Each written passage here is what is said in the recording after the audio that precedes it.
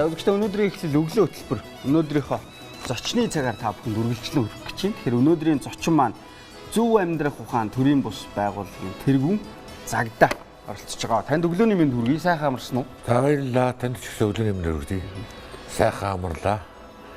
Өглөө эртнаш их сайхан байна. Зөв амьдрах гэхэр ч одоо зөв амархаас эхлээд яваад өгөх үү? Яах вэ? Энэ зөв амьдрах ухаан төрийн бус байгууллагын талаар 2006 онд байгуулагдсан байгууллага шүү. Тэгэхээр нэг дэлгэрэнгүй мэдээлэл заа. Ийм л учиртай байгууллага юм да. Энд ч уулан байна л да. Тэгээд илүү яг та өөрөө толгойлоод явж байгаа үнийг хэлвэл. Тий. Зөв амьдрах ухаан гэдэг тий. Их онцгой гоё нэрэлтэй би тэгж бодож олон жилийн өмнө сонгоод энийг өгсөн. Тэгээд миний амьдралын хэв маяг маань ерөнхийдөө нэг жоохон асуудалтай байсан. Тэгээ нөгөө зөв биш. Тэгээд яг өөрөө яг энэ амьдралын хэв маягт ороход нэлээд хугацаа шаардсан. Тэрнийхээ үр дүнд бид нэр ихний үгээр нийлж байгаа л ерөөсөө энэ амьдралын хэв маягаа хоёлаа өөрчлөе. Тэгээд цаашаа яг энэ нийгэмдэр зөв амьдрах тал дээр ерөөсөө амьдрж үзье хоёлаа гэж шийдвэр гаргаад. Тэгээд яг энэ төрийн бас байгууллагын нэрийг зөв амьдрах ухаан гэднэр өгсөн. Бас нэг компани байгаа. Тэр нь ихтгэл дэлчгэж нэртэй. Тэр нь ихтгэлтэй төлөөлөгч гэсэн үг юм уу да. Тэгээд хүмүүст тус итгэмжтэй бай гэдэг зорилгоо. Нэг иймэрхүү нэр өгөөл. Тэгэл энэ зүйлийн дагуу одоо сүүлийн 8 жилийн туршид явж байна.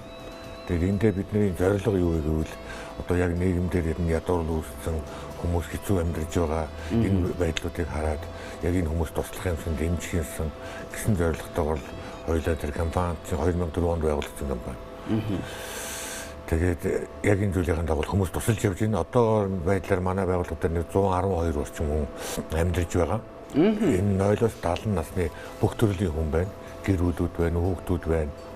Тэгээд тэндээ бид нэг 16-7 хүүхэдтэй цэцэрлэг байна. Бас нэг жижиг хэмжээний эмнэлэг байна. Одоо тэр нь болохоор яг ингээд төрөөс санхүүждэггүй. Зөвхөн бид хоёр л энэ зүйлээр санхүүжүүлдэг. Тэнд амьдарч байгаа хүмүүсийн хүүхдүүд байгаад байгаа. Ийм л зүйлийг хийгээл явж энэ. Тэгээд эндээ болохтой яг тэр нөө зөв амьдралын хэв маяг гэдэг маань тэр өөрөө хэллээ бас унтгаад эхлэх болов гэж. Тийм бидний хувьд бол одоо тэр байгууллага дээр дотоод журмтай байгаа. Тэгээд журам нь яаж явдаг вэ гэвэл одоохондоо хүн чинь нэг амрах хугацаа гэж байгаа шүү дээ. Тэгээд тэнд амьдарч байгаа нийт бүх хүмүүстэй нэг амьдралын хэв маяг олгохын тулд 8 цаг гэхэд одоо гадуур ажилладаг хүмүүс нь ажил хашаанд ороод ирсэн байх ёстой. Тэгээд тэрнээс амрах цаг байна. Тэгээд амрах цаг чинь ер нь 12 цагаас өмнө хүмүүс унтчих юм бол маргаашийн амар ажлын хүчийг авдаг шүү дээ. Тэгээд та түрүүний маш чухал асуулт хэллээ. Тэгээд яг унтахаасаа л эхлэн ер нь. Тэгээд маргааш өглөөний эрт босгоос эхлүүлээд тэр өглөөнөө юу тунхаглаж чинь түүнээсээ л эхлэн шүү дээ. Тэгээд амар тайвныг тунхаглуул амар тайвныг л авна. Тийм ээ. Ад жаргалыг тунхаглуул ад жаргалтай л байна. Тэгээд асуудлуудыг тунхаглаад байвал асуудал үүснэ гэсэн үг шүү дээ. Тэгэл ингээд зөв ярих зөв хэлэхээс эхлүүлээд суралцах хэрэгтэй юм болов уу гэсэн үндсэн дээрээс л би энэ зүйл дээр ийм нэр өгөөл тэгэл ингээд үйл ажиллагаа явуулж байна да. 8 жилийн өмнө бол заахынхын амьдрал бол бас нэг тийм зөв амьдрал байсангүй. Асуудлууд байгаад лаа. Тэгээд одоо яг танаа зөв амьдрах ухаан энэ төрийн бус байгууллагаар одоо ороод гарч байгаа энэ за одоо хаашаа одоо буруу амьдралтай гэж хэлэхэд одоо хаашаа тий нэг юм хазаач гсэн байгаад шүү дээ. Ийм ер нь нийгмийн ийм хэсэг энэ хэр их юм бэ одоо? Хэсэг яа гэнэ? Энэ хэсэг ер нь хэр их байдаг вэ? Ер нь бол их байна шүү дээ. Би дээрээ ч доорооч юм гэж харддаг. Яг амьдралын хэв маяг алдагдсан хүмүүс. Тэ одоо би зүгээр ердийн жишээ хэлэх. За яг одоо зүгээр хүмүүс болттой харахтаа ядуур л ихчээд байна. Даран шинэ хүмүүс байна гэж ойлгоод байгаа юм. Эндээсээ илүү харахад дээрч байна. Одоо дээр гэдэг нь одоо энэ одоо төрсгийн удирдлагууд ажиллаж байгаа хүмүүст маань хэв маяг нь алдагдсан хүмүүс байна шүү дээ. Яг ажиллаж байгаа ажлаа ойлгохоо байцсан тийм ээ. Одоо идэж уудагч гэдэг юм уу зүгээр жишээг нь харахад ийм зүйлүүдийг харахтаа энэ чинь одоо амьдралын зөв хэв маягтай хүмүүс мөн үү биш үү? Төрсгийн албанд гарчаад л хийж байгаа зүйлээ буруу хийгээд байгаа хүмүүсийн чинь одоо төрийн удирдлага мөнгө шилхүү үү юу? Гэдгээс ихсүүлээ зүгээр харж байгаа. Гэхдээ энэ дэс нэр зохиол тийм хүн байна, ийм хүн байна. Тэгээ олонлог тоолноор яриад баймааргүй. Ерөнхийдөө нийтдээ энэ чинь яагаад ингэж хавтгайцсан болоо гэж бодохдоо би ерөнхийдөө энэ амьдралын хэв маяг чи одоо энэ их сонирхол болчихсон шиг тийм одоо ингээ хүмүүсийн хоорондын харьцаа ярьж байгаа мэдлж байгаа ёс зүйн хүртлээ тийм биз дээ тэгээд нийгэмдэр амьдарч байгаа юмгууд тэгээ юу байна юмгууд гэж шиг тийм энэ миннээсээ ихсүүлэл амьдрал маань тэг жоохон алдаатай юм болоо да Гэтэ би нэг төгс хүмүүс шүү дээ. Би бас өөрөө тийч алдаж эндэж явсан хүн чинь энэ болгон дээр нэг зэгцэрх юмсан гэж боддог. Тэгээ манай байгууллагын дотоод журам байдгийн. Тэн дээр нэг ийм үг байдаг байхгүй юу? Бид нар тоглоом дохуу зохимжгүй үг яриагаар ярихгүй гэсэн. Тэрний юу гэсэн үг вэ? Одоо энэ чинь нөгөө би нэгээ үдсэн тэгээдсэн гогдсон буруу үг хэллэгээр хэлсэн жоохон цааш нь явуулсан ийм үгнүүд байдаг шүү дээ. Тэгээ энэ зүйлүүд дээрээс ихсүүлэл бас юм сурах юмсан гэж боддог байхгүй юу би? Тэгээ энэ зүйлүүд дээр л өөрөө ч гэсэн зэгцэж эхэлж байгаа юм. Тэгэл энийхээ хэм маягийг л одоо хүмүүс заах, зөвлөх, зэмлэх, сануулах ийм л ажлуудыг хийдэг хүн дээ. Одоо ер нь яг энэ зөв амьдрах ухаан төрийн бүс байгууллагаар одоо амьдрал нь ингээд жигдэрчихсэн бас нэг энэ чиг шугам жоохон азаацсан байсан бол арай нэг тэр зөв амьдрах зам руугаа орчихсон ер нь хичнээн хүмүүс байд юм бэ. Хичнээн хүмүүс ер нь орж гард юм бэ. Тэгээ нийтдээ би нэг 400 гаруй юм уу да. 400 гаруй хүмүүст ингээд хөрсөн байгаа юм. Яг нийгэмсэн гэж хэлэхэд хэцүү. Энэ чинь цаг хугацааны шалгуур гэдэг шүү дээ. Тэгээд хүн болгон өөр. Тий, хүн болгон өөр. Тэгээд хэсэг хугацааны дараа яг юу болж харагдах вэ гэвэл энэ чинь нэг юм болгоно дээ. Одоо тэр хүний амьдралынх нь хэв маяг өөрчлөгдсөн. Яг нөгөө нэг миний яриад байгаа хэмжээнд ч юм уу тэрнлүүд өгцөн энэ төр байх юм бол тэрийг одоо амьдралын хэв маягаа зөв болсон юм байна. Зөв хөвшил рүүгээ орж байгаа юм байна гэж дүгнэх ёстой гэж би ойлгож байгаа. Тэгвэл зэрэг би яг хүмүүс төлөвшүүлсэн байна гэж хэлэхдээ нэг жоохон юу байгаа. Тийм хангалттай биш. Зүгээр ерөнхийдөө яг энэ хэв маяг руу орж байгаа хүмүүс бол байна. Би өчигдөр нэг телевизийн нэвтрүүлгийг харлаа. Ноднингийн бичлэг юм шиг байна лээ. МНС гэдэг телевизээр сэтгэлд гал байх нэг нэвтрүүлэг гарч байна. Тэн дээр манай нэг яг одоо ажиллаж байгаа ажилтны нэвтрүүлэг гарч ирлээ л дээ. Тэр идэж жаргал гэж залуугийн тухай. Тэрийг би хараад баярлалаа та. Тэнд ярьж байгаа яг манай хүмүүсийн яриа хэв маягууд ерөөсөө л яг зөв маяг амьдралынхаа хэв маяг руу орсон юм байна гэж би ойлгож байгаа. Тэднээс нөгөө эвдэрсэн яг ор цонгол тараншаагаар явжсэн ял идлээ суллагдаад гарч ирсэн хүмүүс. Тэгээ эргээд хүмүүстэй тусалж байгаа манай тэр байгууллага дээр нийгмийн ажилтан хийж байгаа тийм юмнууд тэгээд эргээдээ хүмүүс зааж байгаа зөвлөж байгаа ийм зүйлсүүд байгаад байгаа байхгүй юу? Энэ зүйлийг би хараад үнэхээр баярлалаа да. Тэгээд би бодож байгаа юм. Би одоогоос 3 жилийн өмнө бас хүмүүсийг ингээд 13 хүн ингээд Ангар инвест компанид өгөөл тэгээд хамтарч ажиллаад телевизээрсэн баахан бичлэг ярилцлага болоод за ингээд хүмүүсээ гаргалаа гэдгсэн. Тэгээд би буцаагаад ноднон нэг сард бүх хүмүүсээ ингээд түүж авсан шүү дээ. Дараа шинэ. Гэтэл энэ чи юу болж байгаа вэ гэвэл тэ нийгмийн амьдралын одоо миний заагаад байгаа амьдралын хоёрын хооронд нэг жоохон зөрүү байгаад байгаа. Тэр нь авцалдчихгүй байна гэсэн. Тэгээ манай дээр ихээр ингээд үлвэрчээд байдаг. Тийш нийгмийн хараад алдчихад байдаг. Энэ хоёрын хооронд л нэг жоохон асуудал байгаа юм уу да. Энэ дээр ямар асуудал байна вэ гэхээр чинь хүн чинь нэг одоо хүмүүс нэг юм яриад штэ нэг 0-5 насны хооронд ингээд нэг жоохон амьдрал руу орох амьдрах ухаан яг тэнд суугддаг. Тэрнээс дээш болохтой зэрэг ер нь хүмүүжүүлэхэд нэг жоохон асуудалтай болчихдог гэх. Энэ ийм хэмжээний байгаа юм чинь жоохон засахад хугацаа хэрэгтэй байгаа даа. Тэгтээ зэрэг эн чинь доотлол нь одоо манай дээр хийж байгаа хүмүүс чинь янз бүр байна штэ. 0-оос 70 насны хүмүүс гэхэд чинь энэ хүмүүсийн чинь хэмжүүр нь өөр байхгүй юу? Залуучууд нь бол одоо засахад арай богино хугацаатай байх нь жоохон өндөр настангууд нь болохоор жоохон удаан байж таарна. Тэгтээ хүмүүжж байна. Манайд ч одоо 7 жил болсон хүн байж та одоо 70 настай хүн байна. Гэтэл тэр хүн маань одоо амьдралаа өөрчлөх гээл хичээгээл зүтгээ явж ийн гэдэг чинь тэрний захиргаанд орох гэдэг байгаа үстэй.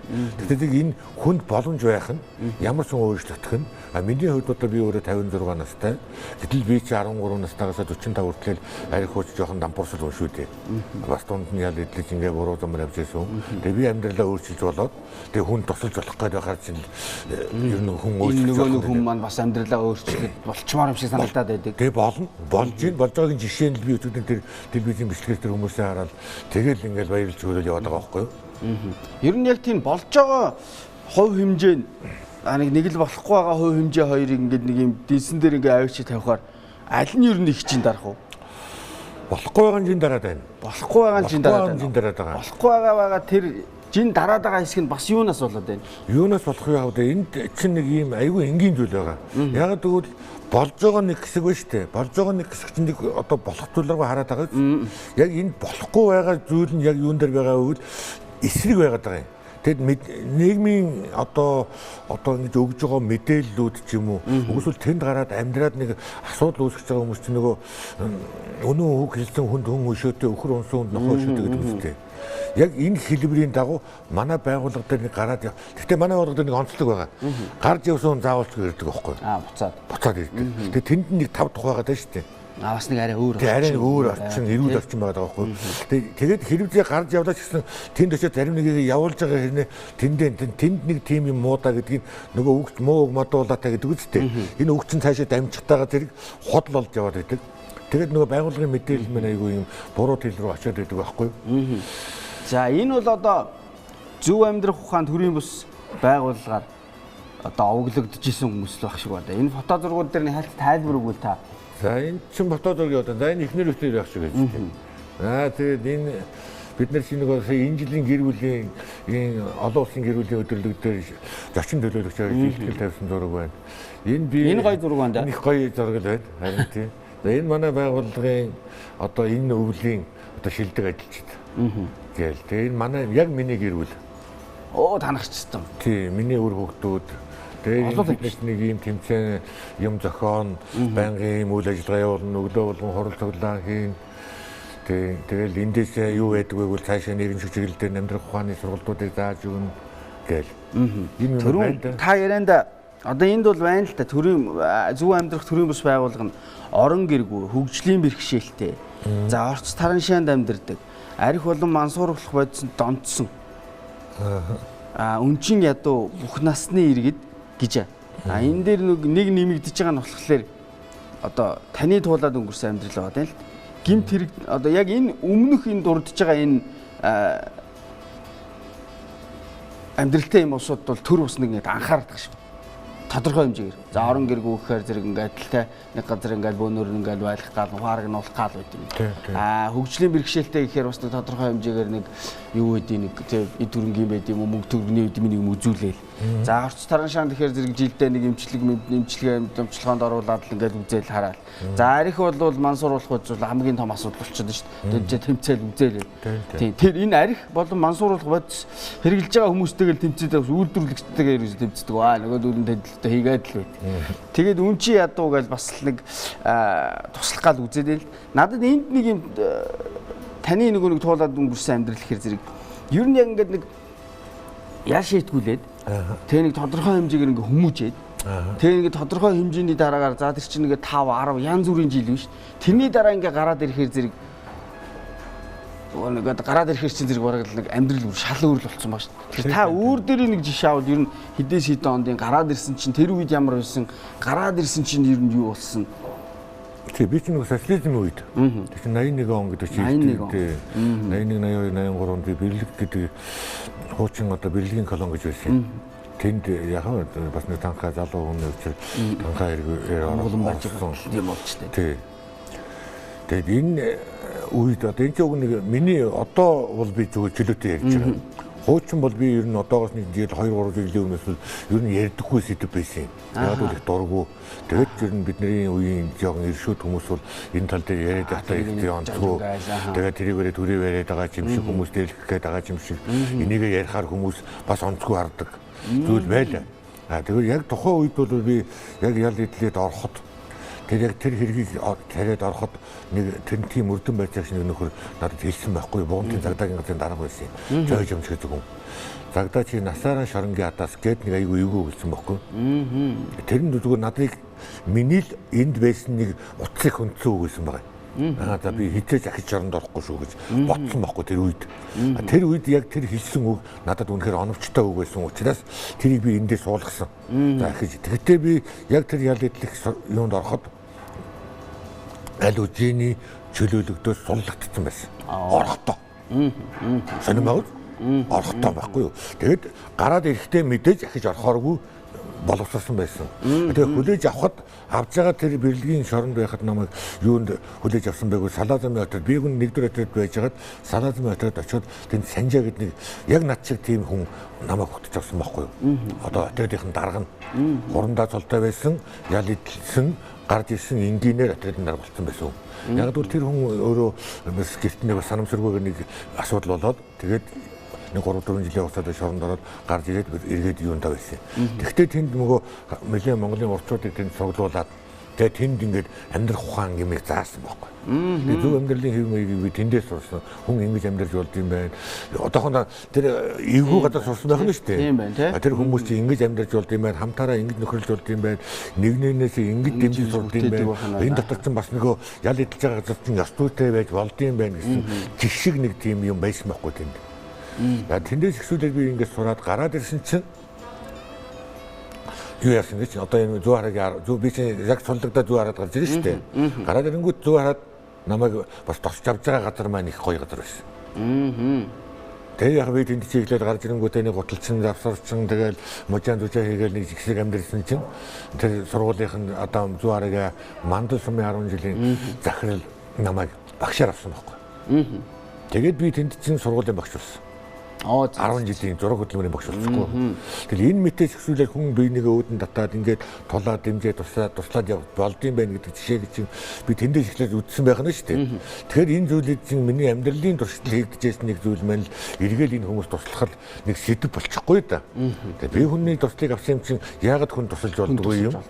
Гэхдээ тэр чинь би заавал ч хүнээс хариу нэгч яах биш. Нөгөө тэд нар надаас хариу нэхээгүй байхгүй. Тэ одоо ч тэр хүмүүсийг би эргээд болж байгаа ихэнх нь ингээд мөнх усыг үдцсэн хүмүүс байгаа.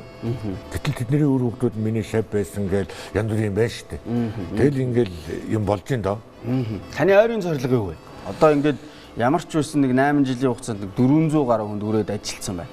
Одоо бол нэг 120-уулаа тэнд нэг үзээд байна.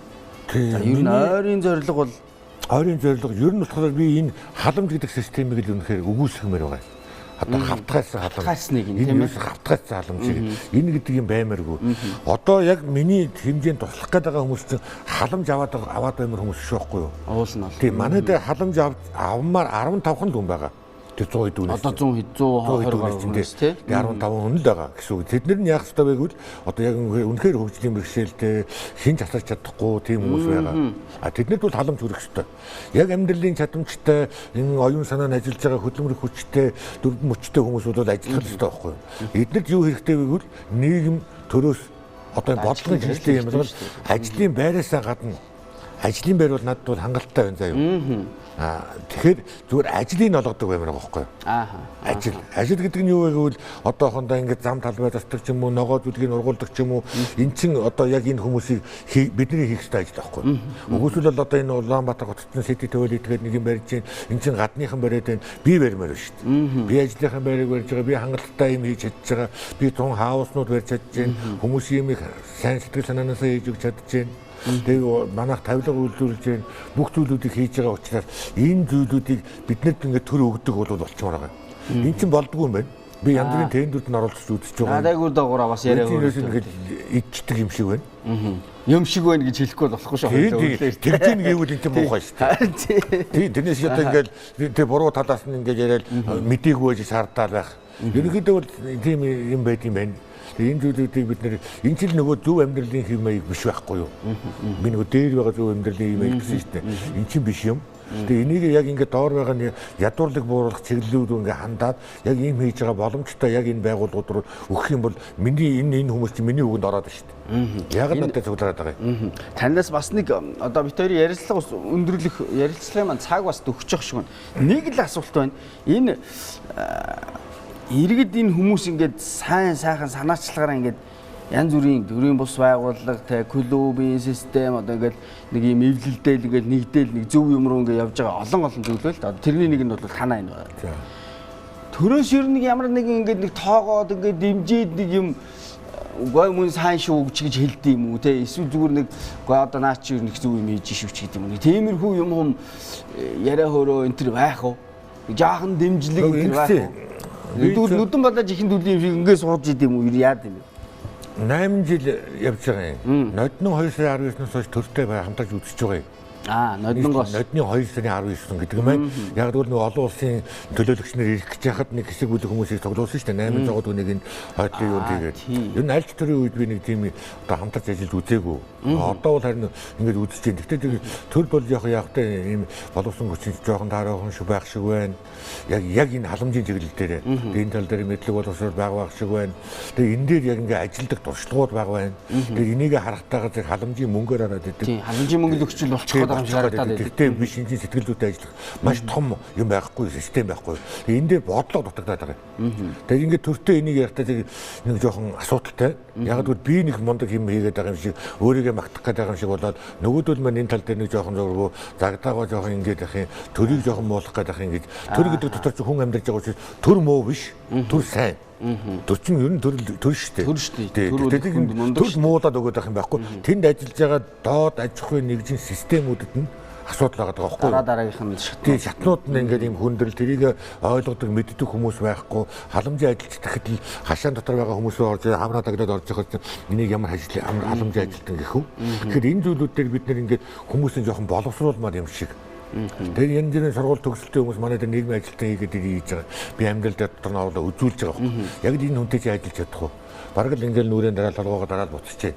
Сүүлийн үед надад 2-3 залуучууд энэ одоо багшин дээр төгссөн гэж ирж байгаа. Бид нар бол ийм амьдралыг яг тэгж харахгүй байна. Би бол одоо яг юун дээр сарж байгааг яг нөгөө амьдралыг туулсан хүмүүс мань яг энэ рүү орохдоо тэр бодиттой юм харагдаад байгаа байхгүй юу? Тэгээ би төрийг ерөөсөө моолмоор байгаа. Төр юм хийж байгаа. Үнэхээр хийж байна. Одоо энэ сүүлийн үед бол өөрчлөлт шинжилэлт их явагдаж байна. Зам талбай засагдж байна уу, засагдж байна. Барилга байгуулагдж байна уу? Ийм юм болж штэ. Маш сайнаар болж байна.